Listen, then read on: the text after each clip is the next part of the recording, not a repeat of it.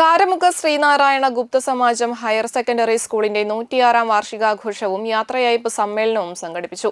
School ഓഡിറ്റോറിയത്തിൽ നടത്തിയ ചടങ്ങ് കവി ആലങ്കോട് ലീലാകൃഷ്ണൻ ഉദ്ഘാടനം ചെയ്തു. ചില കുട്ടികളുടെ പുസ്തകം തോട്ടിൽ വീണു. അപ്പോൾ ഞങ്ങളുടെ കൂട്ടുകാരൻ ഭൂലോക ബണ്ടൽ ബാലൻ, എന്റെ പേര് ബാലൻ എന്നാണ്, അവരെ ഞങ്ങൾ വിളിച്ചിരുന്നത് ഭൂലോക ബണ്ടൽ ബാലൻ. ബണ്ടൽ എന്ന് പറഞ്ഞാൽ എന്താ അർത്ഥം? വിടായില്ല വിളിച്ചത് അർത്ഥം അറിയാം. ഭൂലോക ബണ്ടൽ ബാലൻ പറഞ്ഞു ഇത് കൊടുങ്കാറ്റാണ്. അപ്പൊ അവൻ പറഞ്ഞാൽ ഞങ്ങൾക്ക് വിശ്വസിക്കാതിരിക്കാൻ പറ്റില്ല. Vijayalakshmi PTA president PB Joshi അധ്യക്ഷത വഹിച്ചു. ദേശീയ സംസ്ഥാനതല മത്സരങ്ങളിൽ മെഡലുകൾ ലഭിച്ച താരങ്ങളെ ചടങ്ങിൽ ആദരിച്ചു. മണലൂർ ഗ്രാമപഞ്ചായത്ത് പ്രസിഡന്റ് സിജി മോഹൻദാസ് മുഖ്യാതിഥിയായിരുന്നു.